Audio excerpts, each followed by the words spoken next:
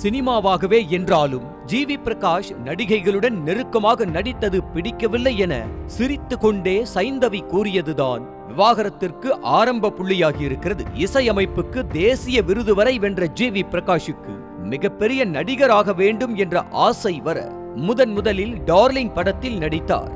நகைச்சுவை கதையாக இருந்தாலும் கதாநாயகி நிக்கி கல்ராணிக்கும் ஜிவி பிரகாஷுக்கும் இடையே நெருக்கமான காட்சிகள் இருந்தன. பள்ளி பருவத்திலிருந்து பார்த்து ரசித்து காதலித்த தமக்கு திருமணத்தின் ஒவ்வொரு நொடியும் விலை மதிப்பில்லாத உணர்வுதான் என காதல் மொழி பேசிய சைந்தவிக்கு ரீலில் கூட ஜிவி பிரகாஷை விட்டுக் கொடுக்க மனமில்லாமல் இருந்திருக்கிறது. மிகப்பெரிய ஹீரோவாக வேண்டுமென்றால் எந்த காட்சியாக இருந்தாலும் நடித்துதான் ஆக வேண்டும் என்ற ஜிவியின் எண்ணம் சைந்தவி மனதை காயப்படுத்திக் கொண்டே இருந்ததும் த்ரிஷா இல்லனா நயன்தாரா, ஜெயில், பேச்சுலர் என ஜிவியின் ரொமான்ஸ் லிஸ்ட் படங்கள் நீண்டு கொண்டே சென்றன. ஜிவி பிரகாஷின் சில படங்கள் மட்டுமே ஹிட் அடித்த நிலையில் பல படங்கள் ஃபிளாப் ஆனது.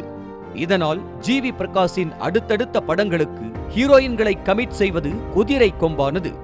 முன்னணி நடிகைகள் மட்டுமல்ல, வளரும் நடிகைகள் கூட ஜிவி பிரகாஷுடன் இணைந்து நடிக்க மறுத்துள்ளனர். ஆனால் நடிகை திவ்ய பாரதி மட்டும் ஜிவி பிரகாஷுடன் இணைந்து நடிக்க அடுத்தடுத்து ஓகே சொல்லியிருக்கிறார். ஜிவி பிரகாஷ் திவ்ய பாரதி ஜோடியாக நடித்த பேச்சுலர் படத்தில் இருவரும் படு நெருக்கமாக நடித்திருப்பார்கள். இதனால் ஜிவி பிரகாஷ் சைந்தவி இடையே பிரச்சனை ஏற்பட்டுள்ளது. இதனால் திவ்ய பாரதியுடன் இனி நடிக்க கூடாது என சைந்தவி கண்டிஷன் போட்டதாக சொல்கிறார்கள். ஆனால் தன்னுடன் இணைந்து நடிக்க வேறு நடிகைகள் யாரும் முன்வராததால் தனது அடுத்த படத்திற்கும் திவ்ய பாரதியை ஹீரோயினாக புக் செய்திருக்கிறார்.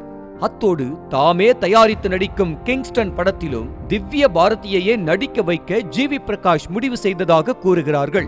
இதனால் தான் சைந்தவி விவாகரத்து முடிவு எடுத்ததாகவும் சொல்கிறார்கள்.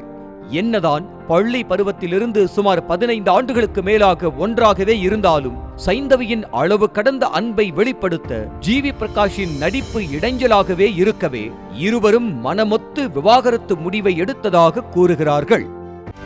செய்திகளை உடனுக்குடனும் துல்லியமாகவும் தெரிந்து கொள்ள சப்ஸ்கிரைப் பண்ணுங்க.